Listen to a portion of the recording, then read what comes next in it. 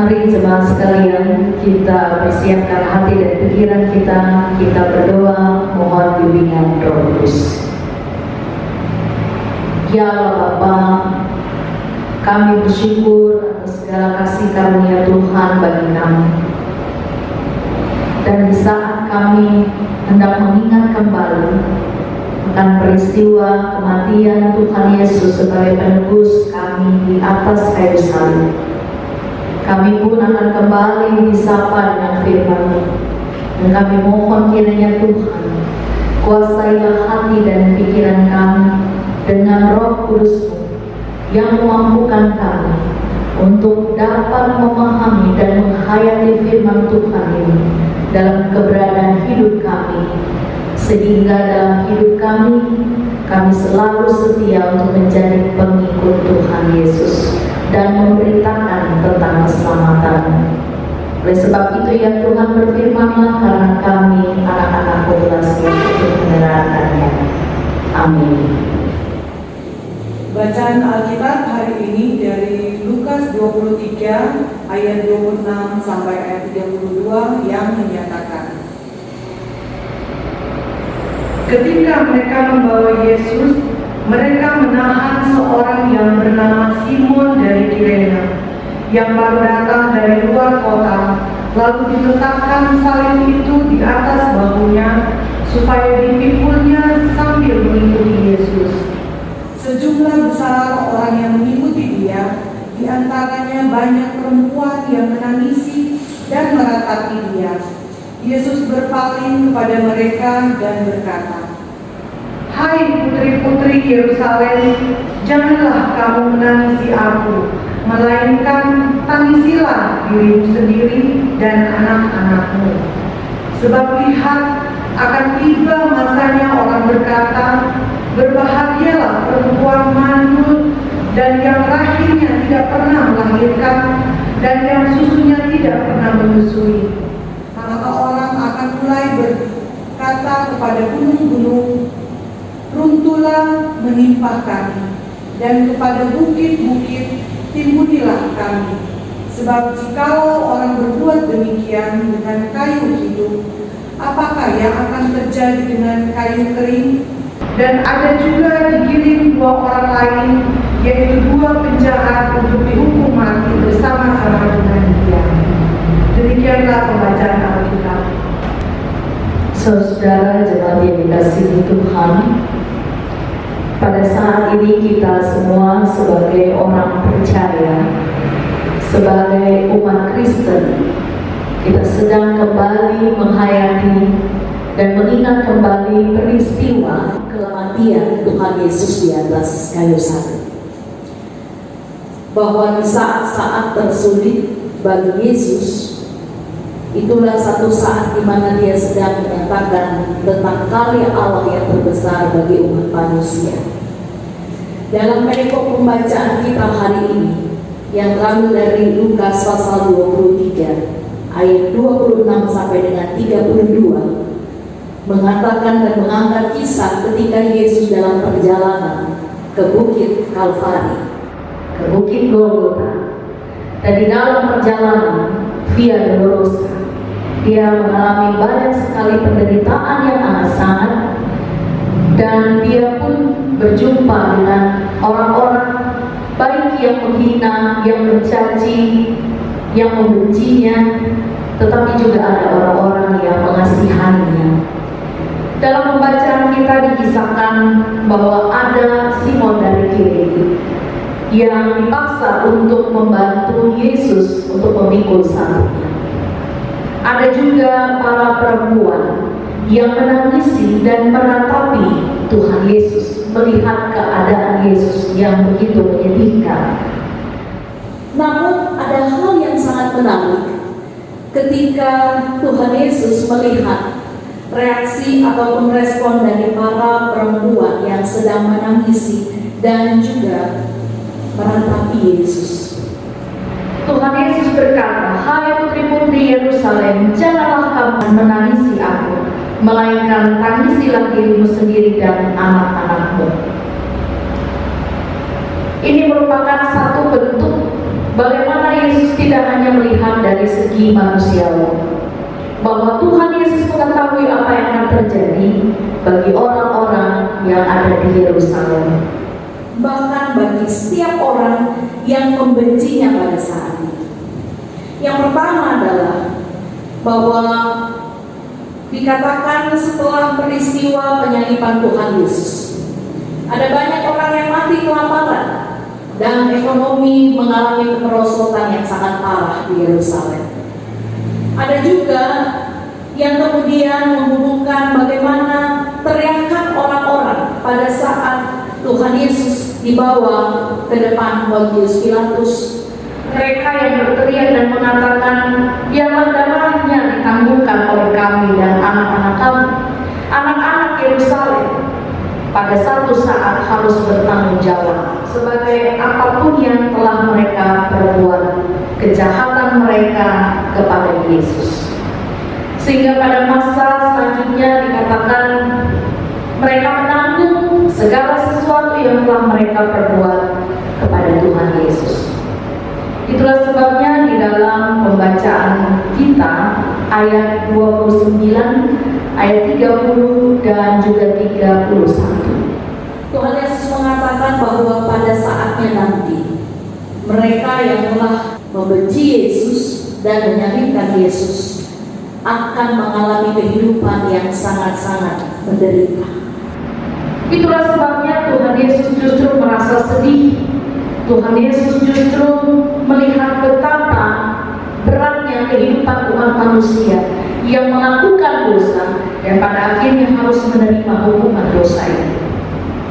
Bapak Ibu Saudara yang dikasihi Tuhan Yesus Kristus, dari apa yang bisa kita lihat di sini bahwa Yesus sampai pada saat-saat terakhir dan paling berat dalam hidupnya juga masih memikirkan perasaan, masih memikirkan masa depan orang lain. Dan inilah yang juga mau diungkapkan kepada kita. Peristiwa salib adalah tentang kasih Allah di dalam Yesus Kristus, kasih yang sangat mahal melalui jalan salib. Ketika Allah menuntut dirinya sendiri, ketika manusia menolak dan membenci Allah serta melanggar perintah Tuhan, tetapi Tuhan tetap mengasihi. Seperti firman Tuhan mengatakan, bukan kamu yang mengasihi aku, tetapi aku yang mengasihi kamu. Kasih memang tidak pernah mudah dan kasih itu tidak murah. Allah harus menempuh jalan salib, bersedia membayar mahal untuk menunjukkan kasihnya kepada manusia. Nah, saudara kasih dalam Kristus Yesus, peristiwa salib juga menyatakan bahwa tidak ada kemenangan yang lebih sempurna daripada kemenangan atas diri sendiri. Dan itulah yang terjadi di Golgota. Allah mengalahkan dirinya sendiri. Yesus menyalibkan dirinya sendiri, dalam arti bahwa Tuhan Yesus mengalahkan dirinya karena dia harus menanggalkan kepentingannya, keinginannya sebagai manusia, dan dia harus menerima penderitaan dan hinaan hanya demi banyak orang. Mengalahkan diri sendiri adalah satu hal yang sangat besar. Itulah kemenangan yang sejati, kemenangan yang besar, kemenangan yang begitu hebat. Bukan ketika kita dapat mengalahkan lawan-lawan kita atau musuh-musuh kita yang tangguh, tetapi ketika kita dapat mengalahkan diri kita sendiri, ketika kita dapat mengalahkan ego kita masing-masing, ketika kita dapat mengalahkan semua keinginan dan nafsu kita, itulah satu kemenangan yang sejati. Saudara, ada banyak orang-orang besar dan berkuasa karena bisa mengalahkan para lawan-lawannya, tetapi juga banyak orang yang telah dapat mengalahkan lawan-lawannya, pada akhirnya mereka jatuh dan hancur hanya karena gagal untuk menundukkan dirinya sendiri, kepentingannya sendiri, golongannya sendiri, dan keluarganya sendiri. Ada begitu banyak orang besar di dunia ini yang naik ke tahta dengan perkasanya, tetapi kemudian turun dengan amat tragisnya. Bukan karena dia dikalahkan oleh orang lain, namun seringkali hanya karena ia gagal mengalahkan egonya sendiri. Saudara, kemenangan salib menjadi kemenangan sempurna. Justru karena di sanalah Yesus mengalahkan dirinya sendiri. Allah di dalam manusia Yesus yang hingga saat terakhir tetap meletakkan hati dan pikirannya kepada nasib manusia. Dalam cintanya ia meregang nyawa. Saudara-saudara, hari ini kita kembali melihat bagaimana Tuhan Allah di dalam Yesus Kristus meregangkan nyawa untuk kita semua. Dan ketika hari ini kita merayakan dan juga melakukan perjamuan kudus di dalam situasi dan kondisi kita saat ini, ketika kita tidak dapat berkumpul bersama-sama di dalam gedung gereja, tetapi bukan berarti bahwa kita tidak dapat mengingat dan menghayati pengorbanan Yesus lewat perjamuan kudus ini. Bagaimana keadaan kita? Bagaimana keadaan Bapak Ibu Saudara di rumah masing-masing? Ketika kita dalam keadaan sehat, ketika kita ada dalam keadaan sakit, ketika kita menghadapi banyak masalah, Tuhan Yesus sudah mengalahkan segala sesuatu lewat kematiannya.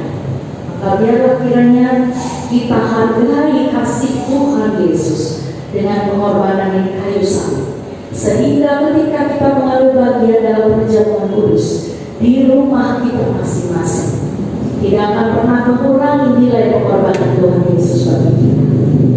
Mari ketika kita mengambil roti sebagai lambang tubuh Kristus dan meminum anggur sebagai lambang darah Kristus, kita tahu bahwa Tuhan Yesus sudah mengalahkan segala keinginan atau mengalahkan diri sendiri, ego sebagai manusia hanya untuk keselamatan banyak orang. Maka kita pun dipanggil untuk dapat mengalahkan diri kita sendiri, untuk diganti dengan kasih Tuhan Yesus, untuk boleh membawa dan memberikan satu kesaksian tentang cinta Tuhan Yesus yang besar bagi kita. Selamat menghayati akan kematian Yesus, dan mari kita dengan penuh syukur, sukacita di dalam iman, kita menerima roti dan anggur perjamuan kudus Tuhan. Amin.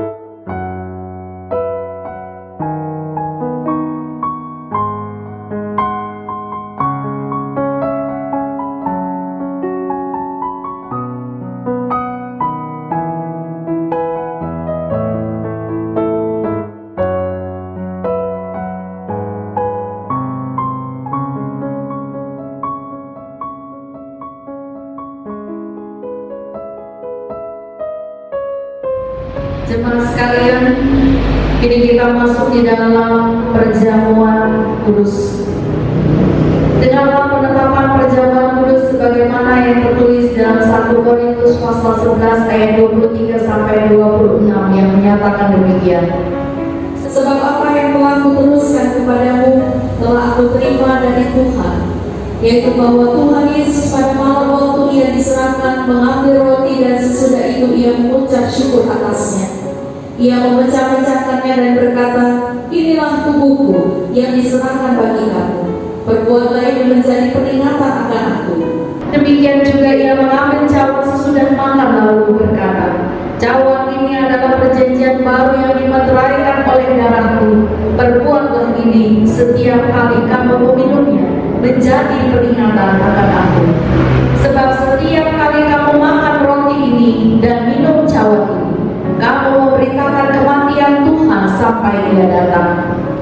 Perjamuan kudus adalah perintah Yesus Kristus bagi kita, bahwa roti dan anggur dalam cawan adalah lambang tubuh dan darah Yesus yang telah diserahkan sebagai korban tebusan untuk memulihkan hubungan kita dengan Allah yang terputus karena dosa, dan untuk menyelamatkan seisi dunia ciptaannya. Melalui perjamuan kudus ini, kita dipersatukan dengan Yesus Kristus di dalam kematian dan kebangkitannya. Dengan demikian, persekutuan Tuhan Yesus dengan para murid pada perjamuan malam terakhir akan terus berlangsung sampai pengenapannya di dalam kerajaan Allah, di mana kita semua akan duduk bersama Kristus di perjamuannya. Saudara-saudara, persekutuan dengan Kristus akan kita alami dan hayati melalui perjamuan kudus saat ini.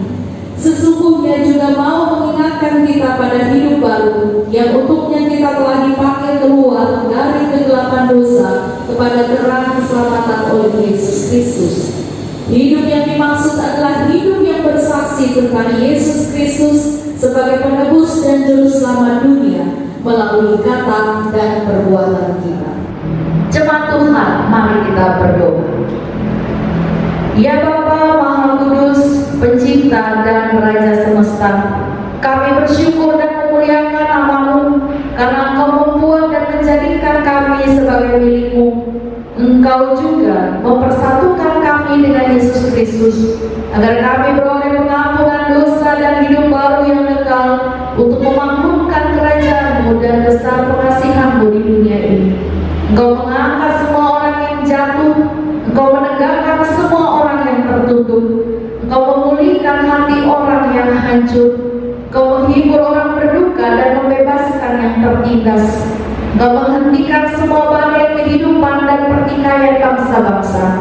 Oleh karena itu, bersama dengan semua hamba-Mu, malaikat dan manusia, nabi-nabi, para rasul dan martir, serta seluruh gereja-Mu di bumi dan di sorga, kami memuji dan memuliakan nama-Mu dalam nada kebesaran yang tiada hentinya. Kudus, kudus, kuduslah Tuhan Allah yang Maha Kuasa, yang sudah ada dan yang akan datang. Kami memuji nama-Mu ya Bapa, karena pemberian-Mu yang paling utama, yaitu anak-Mu Yesus Mesias, yang rela disalibkan untuk menebus dan menyelamatkan kami dari cengkraman dosa dan maut, dan yang bangkit untuk membuat kami tidak bernoda di hadapan-Mu. Kami mohon kepada-Mu, utuslah Roh Kudus-Mu mendiami hati kami, agar kami yang menerima roti dan cawan ini benar-benar menjadi anggota tubuh Kristus di dunia, yang saling mengasihi dan melayani menurut teladannya, serta membawa damai sejahtera-Mu kepada segala makhluk. Sama seperti bahan baku roti dan anggur ini yang tumbuh tersebar, demi kemudian dikumpulkan dan diolah menjadi satu, maka Engkau pun akan mengumpulkan jemaat-Mu dari utara dan selatan, dan dari timur dan barat ke dalam kerajaan anak-Mu Yesus Mesias, Tuhan dan Juru Selamat dunia, yang telah mengajar kami berdoa. Bapa kami yang di sorga, dikuduskanlah nama-Mu, datanglah kerajaan-Mu, jadilah kehendak-Mu di bumi seperti di sorga. Berikanlah kami pada hari ini makanan kami yang secukupnya, dan ampunilah kami akan kesalahan kami, seperti kami juga mengampuni orang yang bersalah kepada kami. Dan janganlah membawa kami ke dalam pencobaan, tetapi lepaskanlah kami daripada yang jahat. Karena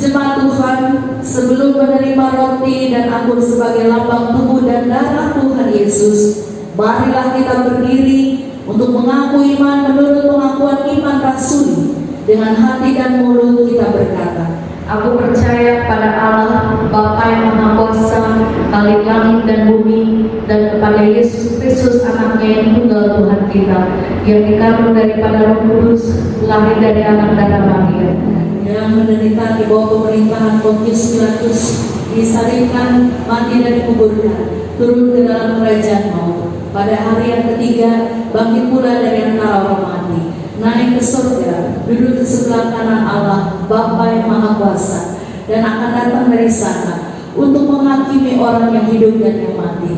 Aku percaya pada Roh Kudus, Gereja yang kudus dan am, persekutuan orang kudus, pengampunan dosa, kebangkitan daging, dan hidup yang kekal. Kita masuk dalam pengarah hati, supaya kita dipelihara dengan roti surgawi, yakni Yesus Kristus. Maka janganlah hati dan pikiran kita melekat pada roti dan anggur yang kelihatan ini, tetapi marilah kita menerimanya dengan iman yang tertuju kepada Yesus Kristus Tuhan dan Juru Selamat kita. Jemaat Tuhan, sampaikanlah salam damai kepada sesamamu, supaya damai sejahtera Kristus memenuhi persekutuan kita. Damai sejahtera bagi kamu. Damai sejahtera bagi. Damai sejahtera bagi.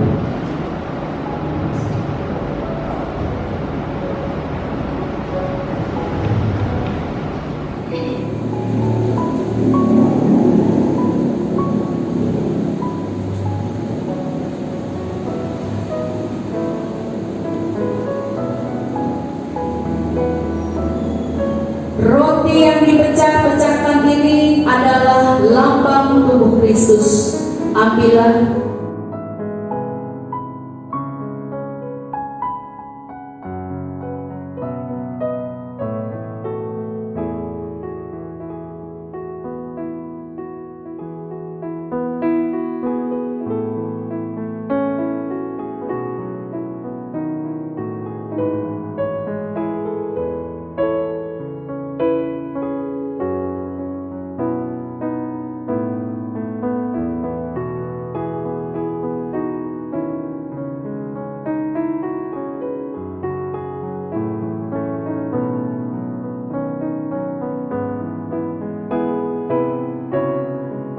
Makanlah, ingat dan percayalah bahwa tubuh Tuhan kita Yesus Kristus telah dipecah-pecahkan untuk penebusan kita.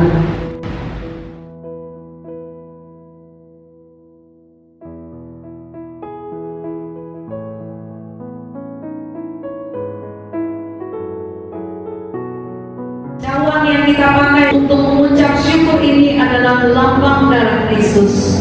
Amin.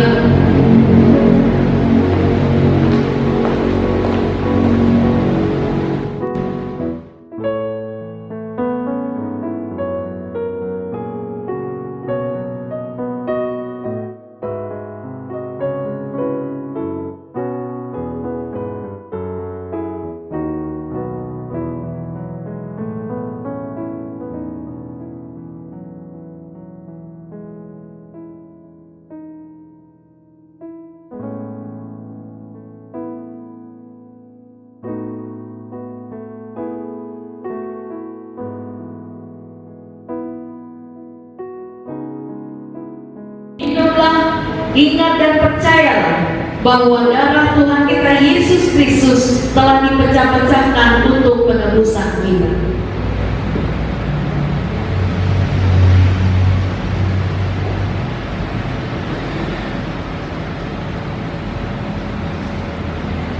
Jemaat Tuhan, terimalah berkat.